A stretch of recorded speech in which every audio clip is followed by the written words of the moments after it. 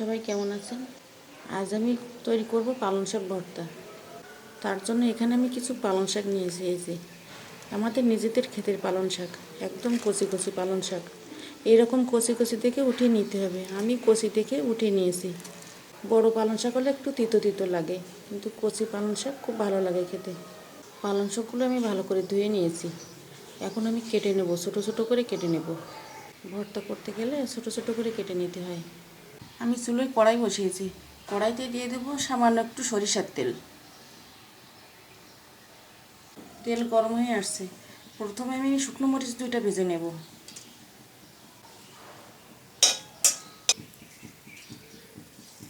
এই যে শুকনো মরিচ ভাজা হয়ে আসছে, এখন দিয়ে দেবো সামান্য একটু লবণ। লবণ দিলে শুকনো মরিচ মোচমোচা থাকে ভালো। এখন আমি উঠিয়ে নেব।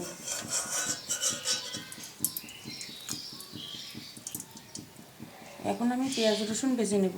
প্রথমে আমি রসুনটা দিয়ে দেব। রসুনটা হালকা ভেজে নেব।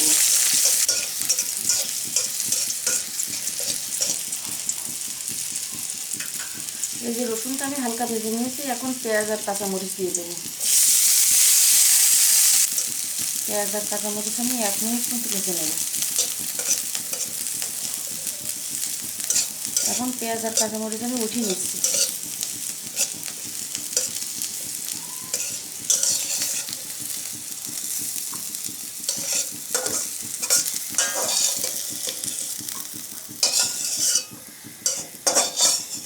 পেঁয়াজ রসুন কাঁচামরিচ আমি সব উঠিয়ে নিয়েছি।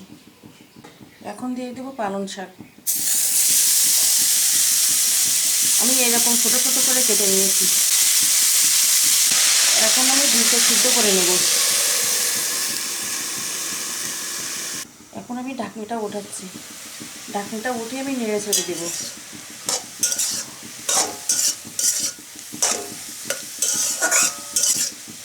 আমি পালং শাকের ভিতরে লবণগুলো কিছুই দেবো না। স্বাদ তো কমে একদম অল্প হয়ে যায়। এইভাবে খুন্তি দিয়ে খুব ভালো করে নেড়ে ছেড়ে নিতে হবে। আর 2 মিনিটের জন্য আমি ঢেকে রাখবো। আমি 2 মিনিট পরে ঢাকনিটা উঠিয়ে নিচ্ছি।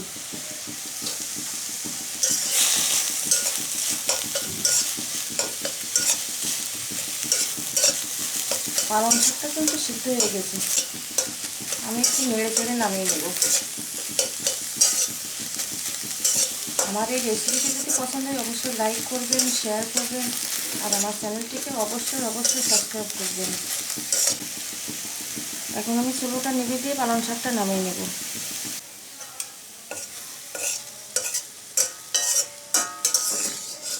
পালং শাকগুলো আমি একটা প্লেটে নামিয়ে নিচ্ছি।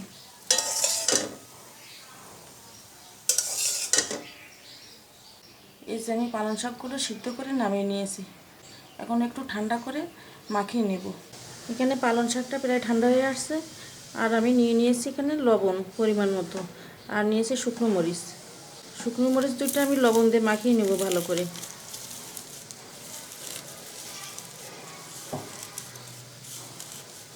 আর দিয়ে দিচ্ছি পেঁয়াজ রসুন আর কাঁচামরিচ ভাজি করে রাখছিলাম, সেটা দিয়ে দিচ্ছি।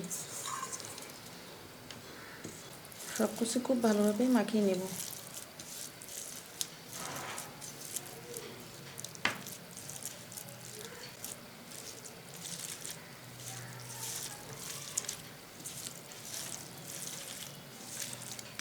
খুব ভালোভাবে মাখাতে হবে।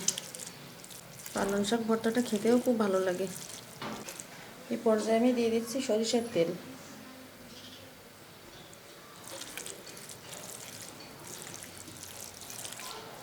এই যে পালং শাক ভর্তাটা মাখানো শেষ।